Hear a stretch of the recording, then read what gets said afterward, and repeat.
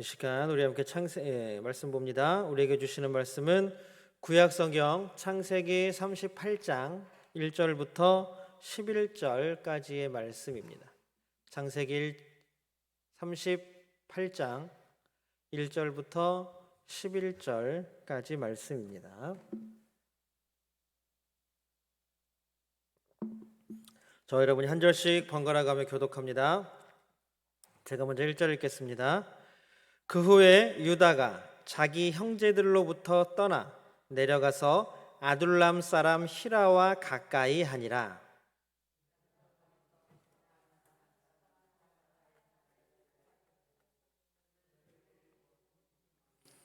그가 임신하여 아들을 낳음에 유다가 그의 이름을 에리라 하니라.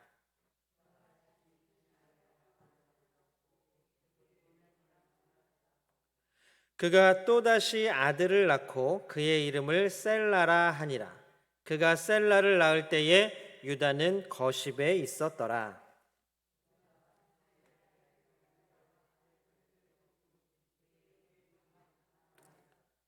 유다의 장자 엘이 여호와가 보시기에 악함으로 여호와께서 그를 죽이신지라.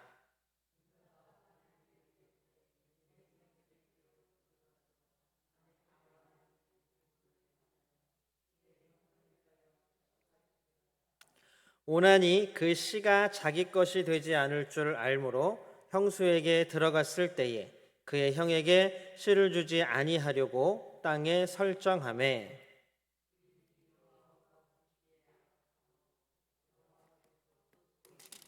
우리 11절 함께 읽습니다.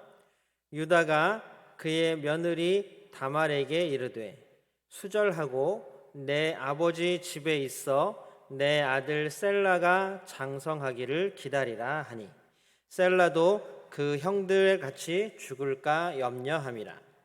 다말이 가서 그의 아버지 집에 있으니라. 아멘. 우리 시간 함께 예배하는 모든 분들 주님의 이름으로 환영합니다. 우리 이 시간 예배를 통해 하나님께서 주시는 사랑이 우리 가운데 가득하기를 주님의 이름으로 축복합니다.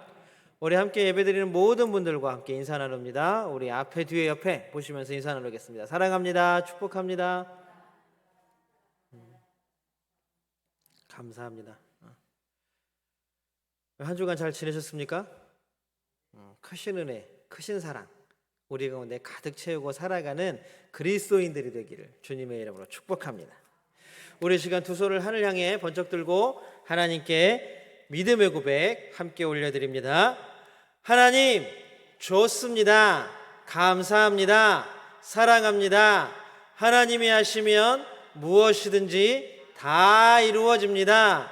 하나님 좋습니다. 감사합니다. 사랑합니다. 하나님이 하시면 무엇이든지 다 이루어집니다. 아멘. 하나님께 영광의 박수 올려드립니다.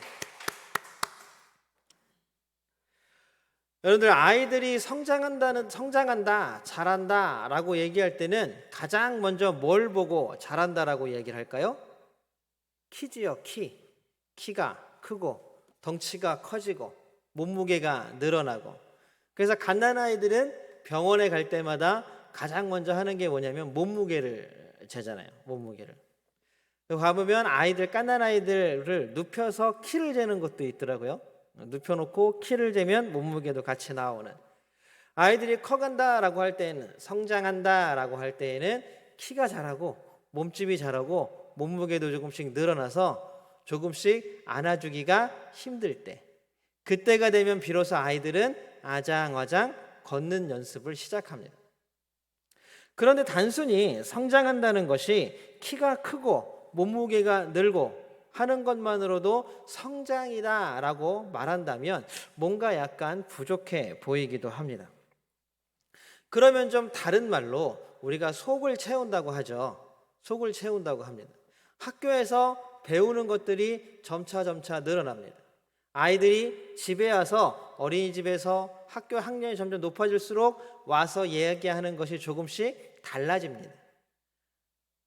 여러분들 손주들이 우리 권사님들, 우리 집사님들에게 뭐 카드를 쓰거나 편지를 쓰거나 엽서를 쓰거나 그러면 아이들이 커갈수록 글씨체도 달라지고 아이들이 커갈수록 사용하는 단어들도 달라지잖아요. 저번에 권사님 어느 권사님 댁에 신방을 갔더니 막 아이들이 보낸 카드라고 막 이렇게 다 방에 붙여놓으셨더라고요. 그게 뭐예요? 점점 아이들이 자라난다는 거를 그 붙여놓은 카드만 보아도 알 수 있는 거예요. 글씨체가 달라지고 사용되어는 단어가 달라지고 속을 채운다, 그것도 성장한다라고 볼 수 있을 것입니다. 그렇다면 또 다른 성장면, 우리가 전체적인 걸 보았을 때 성장이란 거, 자란다라는 것들은 도대체 무엇을 이야기할 수 있을까? 우리가 이런 것들을 좀 총칭해서 이야기를 한다면 우리가 살아가면서 우리의 시야가 넓어지고 그리고 우리가 접촉하는 세상이 더 확장되고 많아진다라는 뜻일 것입니다. 아이가 어렸을 때에는 엄마 아빠만 압니다. 낯선다라 그래가지고 낯이 선다 그래가지고 가끔 보는 할머니 할아버지만 봐도 어떻게 해요? 울잖아요. 낯가리는 애들은. 그런데 커갈수록 아이들이 처음 보는 사람 볼 때마다 울면 어떻게 해요? 초등학생이 되고 중학생이 되는데도 처음 보는 사람이 오면 숨고 도망가고 울고 그러면 어떻게 돼요? 이상하잖아요. 아이들이 커갈수록 이제 머릿속에 남는 사람들의 형상과 모습들, 그리고 서로 만나 접촉하는 사람들, 그리고 활동의 반경도 넓어지기 마련입니다. 어렸을 때에는 집안에서만 놀던 아이들이 조금 크면 이제 집 앞에 놀이터에 가기도 하고, 학교가 크면 학교를 이동하면서 학교에서 지내기도 합니다. 그리고 조금 더 크면 어떻게 해요? 고등학교는 좀 멀잖아요. 버스를 타고 학교를 왔다 갔다 하기도 하고 친구들을 만나서 시내에 나가기도 하고 합니다. 그러다가 조금 더 크면 이제 여행을 간다고 온 전국 방방곡곡을 다 돌아다니기도 합니다. 그러다가는 요새는 좋아졌죠. 해외여행도 가고 하면서 문화적인 모든 누리는 접촉면들이 확장되고 넓어지는 것, 그것이 아마 성장이라고 이야기를 할 수 있을 것입니다. 그러면 결국 성장한다, 자란다라는 것들은 내가 보는 세상이 넓어지고 내가 접하는, 내가 누리는 것들이 더욱더 확장되고 많아진다라는 것들을 뜻할 것입니다. 여러분들 지금까지 살아오시면서 얼마나 많은 접촉면들이 늘어나고 넓어지셨습니까? 얼마나 많은 사람들을 내 눈에 담고 내 마음에 담고 살아오셨고 살아가고 계십니까? 이거를 우리가 처음 단어하고 좀 바꿔서 얘기하면 여러분들은 그리스도인으로서 얼마나 성장하셨습니까? 그런데 우리가 믿음은 그래 나만 잘 믿으면 되지 라고 하면서 혼자만의 세상에 갇혀 있는 경우가 참 많이 있습니다. 그냥 내가 기도 열심히 하면 되지, 내가 예배 혼자 잘 드리면 되지, 남이야 어떻든지, 내가 열심히 믿고 내가 열심히 성경책 읽고 내가 열심히 기도하고 내가 열심히 나와서 뭐 하고 내가 하면 되지. 그러나 오늘 설교의 제목 제가 정한 것처럼 세상에는 나만 사는 세상은 없습니다. 하나님은 우리를, 물론 믿음과 신앙은 개인적인 신앙의 고백으로부터 출발합니다. 그렇지만 그 개인적인 신앙의 고백들이 뭉쳐서 되어진 게 교회이고 하나님은 우리를 교회로 부르셨습니다. 결국 우리들은 나만 사는 세상에서 이제는 점차 그 접촉면들을 늘려가고 내 눈에 담는 것, 내 마음에 담는 사람들이 점점 많아짐으로 말미암아 믿음과 신앙이 성장했다 할 수 있을 것입니다. 오늘 이야기는 요셉이 애굽으로 팔려간 이야기가 잠깐 중단됩니다. 그리고 유다의 이야기가 나옵니다. 유다가 어떻게 했어요? 요셉을 죽이지는 말자, 그 대신 우리가 요셉을 팔자라고 제안해서 요셉을 팔았죠, 노예상한테. 그리고 나서 무슨 일이 있었는지, 형제들 사이에 무슨 일이 있었는지는 제가 잘 모르겠습니다. 그런데 1절에 보면 어떤 표현이 나오냐 하면 그 후에 유다가 자기 형제들로부터 떠났다라고 나옵니다. 자기 형제들로부터 떠나라고 얘기하는 것은 뭐냐면 형제들은 뭉쳐 있었는데 유다가 떠난 거예요. 모르겠어요. 무슨 마음이었는지. 그래도 아무리 꼴보기 싫어도 동생을 그렇게 그냥 죽이고 팔아넘길 정도로 한 다른 형제들에게 정말로 막 마음이 너무 상하고 그랬는지, 아니면 자기 때문에 요셉이 팔려갔다라는 생각에 죄책감 때문에 아버지를 볼 수 없어서 떠났는지, 그 이유는 알 수 없지만 어쨌든 이 요셉의 사건이 유다가 형제들을 떠난 이유인 것만은 분명해 보입니다. 그래서 떠나 사는데 여러분들 참 신기한 게 있어요. 유다, 여러분들 그 이전에 우리 아브라함의 아들이 누구예요? 이삭. 그 다음에 다른 아들이 누구예요? 이스마엘. 그렇죠? 그 다음에 이삭의 아들이 있습니다. 2명. 누구예요? 쌍둥이? 에서와 야곱입니다. 자, 보세요. 이스마엘이 어떤 여인을 데려다 결혼했습니까? 가나안 여인을 데려다가, 또 애굽 여인을 데려다가 결혼했어요. 근데 에서도 가나안 여인을 데려다 결혼했어요.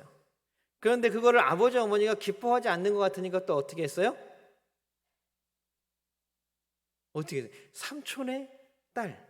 그러니까 결국 애굽 여인에게서 난 딸을 데려다가 결혼했습니다. 근데 오늘 유다를 보면 아둘람 사람 히라와 가까이 지냈고, 거기서 가나안 사람 수아라 하는 사람의 딸과 결혼해서 아들들을 낳았다라고 이야기를 합니다. 그런데 재밌는 것은 이스마엘과 에서가 그런 일을 했을 때에는 분명히 그것이 잘못된 일이었다라고 성경은 표현합니다. 그런데 오늘 유다가 가나안 여인을 데려다가 결혼하고 아들들을 낳았는데 그것이 잘못되었다라는 표현이 안 나와요.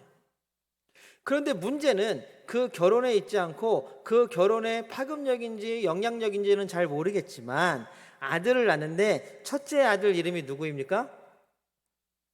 첫째 아들 이름이 누구예요? 엘. 둘째 아들 이름이 뭐예요? 오난. 셋째 아들 이름이 뭐예요? 셀라. 이렇게 세 아들을 낳는데 참 어이없게도 첫째 아들인 엘이 결혼하고 나서 자녀도 없이 금방 죽어버립니다. 그런데 이 가정, 장자가 갑자기 죽는 이 가정의 이 슬픈 비극이 어떻게 해서 일어났는지 성경은 이렇게 이야기를 하고 있습니다. 우리 7절을 개역개정으로 한번 읽어보겠습니다. 7절입니다. 같이 읽겠습니다. 시작. 유다의 장자 엘이 여호와가 보시기에 악함으로 여호와께서 그를 죽이신지라. 어떤 악한 일을 했는지 구체적으로 그의 행동이 나타나지는 않습니다. 그런데 이렇게 악을 행했다, 악함을 행했다, 악을 저질렀다라고 하는 창세기 이 38장 이전에 나오는 모든 단어들을 살펴보면 그 단어들이 결국 뭐하고 연결이 되어 있느냐 하면 피 흘리는 폭력과 연결되어 있다라는 것입니다. 피 흘리는 폭력. 결국 유다의 큰아들이었던 엘은 누군가에게 피 흘리는 폭력으로 자신의 주장을 관철하고 자신의 이익을 취했던 사람이라는 것들을 우리가 이전에 나오는 똑같은 단어들로 유추해 볼 수가 있는 거예요. 그런데 결혼한 지 얼마 안 된 자녀도 없는 이 엘이 하나님 보시기에 악을 행함으로 하나님께서 그를 어떻게 하셨어요? 죽이셨습니다. 아들을 잃은 유다의 슬픔도 슬픔이지만 이 당시에 자녀도 없이 남편을 잃은 이 다말이라는 여인을 한번 집중해서 본다면 어때요? 너무나 안쓰럽고 불쌍하죠. 이 당시에 가장 불쌍하고 도와야 할 계층이 3계층이 있는데 누구냐 하면 바로 과부와 고아와 나그네, 이 세 부류는 구약성경 그리고 신약성경에 계속해서 등장하는 부류들입니다. 근데 이 세 부류 중에서 제일 먼저 나오는 게 누구예요? 과부예요. 이 당시에는 여인이 혼자 살아간다는 것 자체가 너무나 힘든 상황이었습니다. 그것을 우리는 룻기에서 볼 수 있지 않습니까? 그래서 놀랍게도 하나님은 이렇게 가장 취약하고 삶에 희망도 없는 과부들을 위하여서 단 한 가지, 요즘으로 보면 사회복지제도일지도 모르겠지만 형사취수제라는 것들을 실행을 합니다. 뭐냐 하면 형이 자식이 없이 죽게 되면 이 아내를, 자식이 없는 이 아내를 누가 취해요? 동생이 취하는 겁니다. 그래서 형의 이름으로 아들을 낳게 합니다. 그러면 이 과부는 남편을 잃은 이 여인은 이 아들로 인하여서 다시 희망을 가지고 소망을 가지고, 그리고 또 이 아들이 태어남으로 인하여 죽은 전 남편이 받을 수 있는, 상속할 수 있는 재산들을 상속할 수 있는 권리가 생기는 거예요. 그래서 유다도 당연히 형사추세를 따라서 엘이 죽고 나서 다말을 누구에게 줍니까? 오난에게 줍니다. 오난, 둘째 아들에게 줍니다.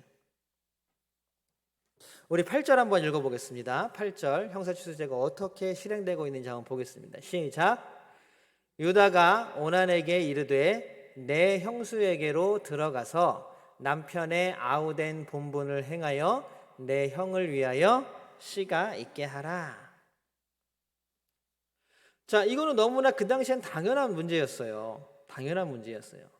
그런데 우리가 이 이야기를 너무나 잘 알고 있는 것처럼 오난이 그렇게 합니까? 안 합니까?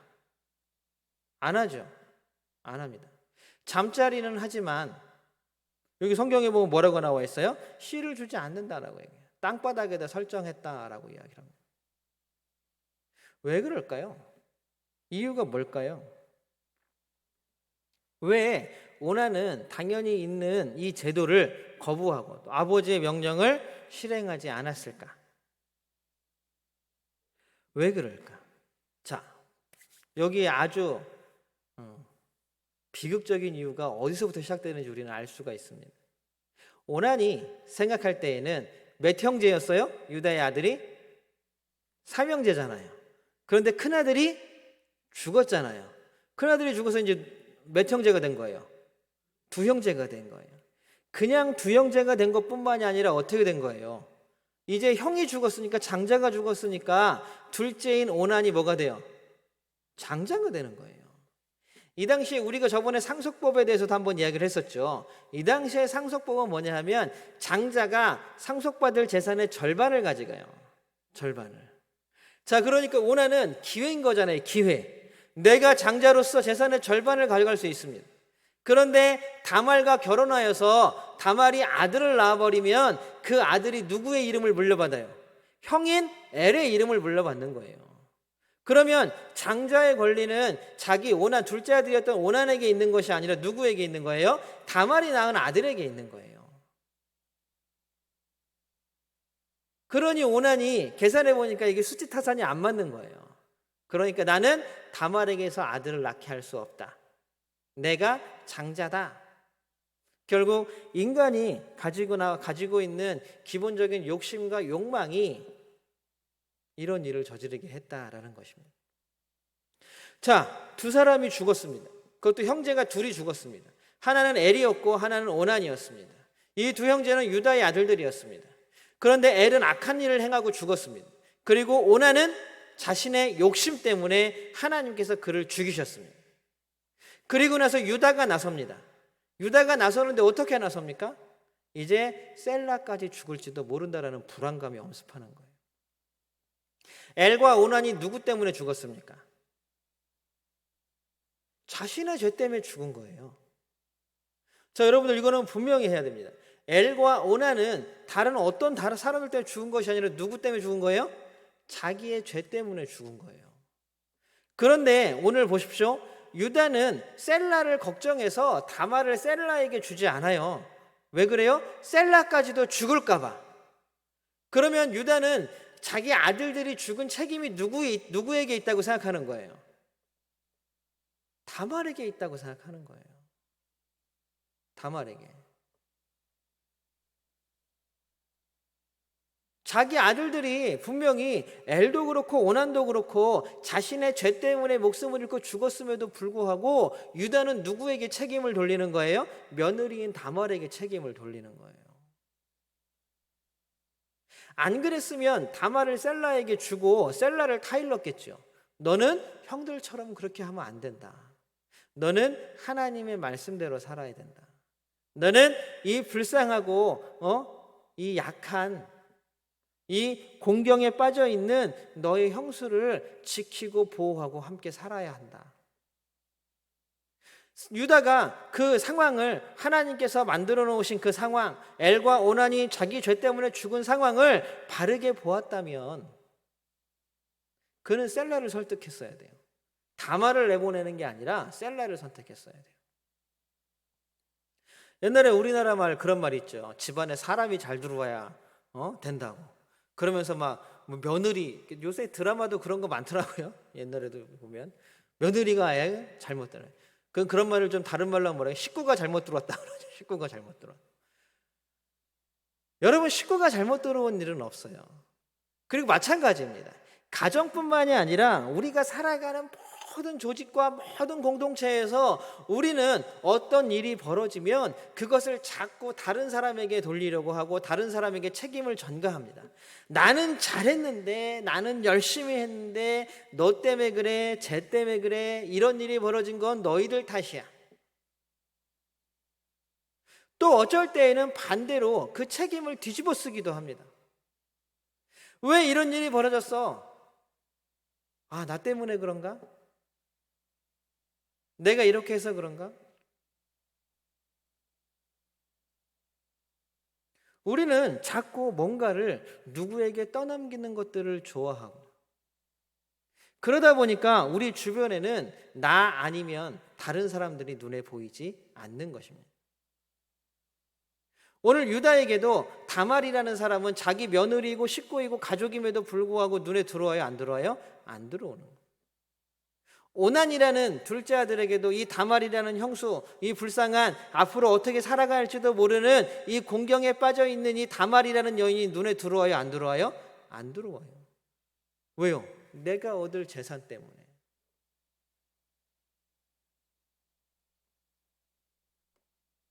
자기만 혼자 살아가는 것 같은 세상에서, 나만 보이는 세상에서 나만 아니면 되고, 나만 잘 되면 되고, 나만 열심히 살면 되지.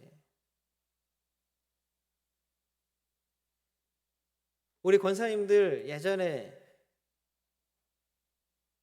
젊으셨을 때 드라마나 영화를 보면 이렇게 주인공들이 이혼을 하잖아요.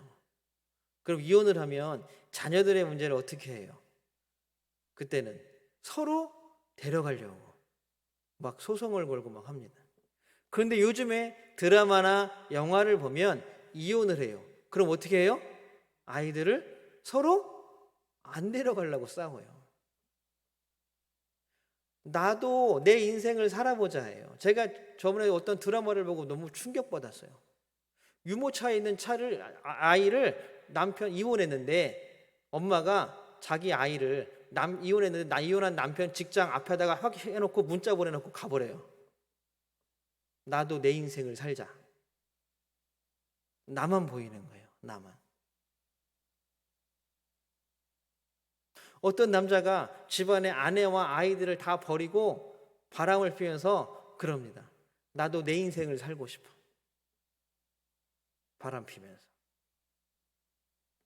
내 눈에 누구만 보이는 거예요? 나만 보이는 거예요. 그리스도인들이 야, 나만 잘하면 되지. 나만 잘 믿으면 되지. 나만 예배 잘하면 되지. 아유, 쯧쯧쯧. 예배의 자리도 못 지키는 사람들. 예배에도 못 나오는 사람들. 에휴.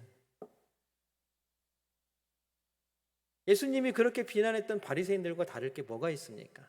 안식일도 지키지 못하는 것들, 율법도 지키지 못하는 것들, 헌금도 하지 못하는 것들, 다 예수님이 비판한 바리새인들의 모습들 아닙니까? 거기는 뭐가 있어요? 자기 자신만 내 눈에 들어오는 거예요. 그런데 믿음이 성장한다는 것은 뭐냐 하면 나만 혼자 살아가는 것, 내 눈에 나만 보이는 것, 거울만 보고 야 백설공주에 나오는 왕비처럼 이 세상에서 누가 제일 예쁘니? 누가 제일 예뻐요? 맨날 거울 봐봐야 누가 있어요? 나만 있는 거예요. 나만. 여러분들 이 백설공주라는 동화는 굉장히 어려운 동화입니다. 아무리 거울을 들여다봐도 나만 있는 거예요. 내가 거울을 보고 이 세상에서 누가 제일 예쁘니 하고 그 거울에 누구만 비쳐 있어요? 나만 비쳐 있는 거예요. 나만.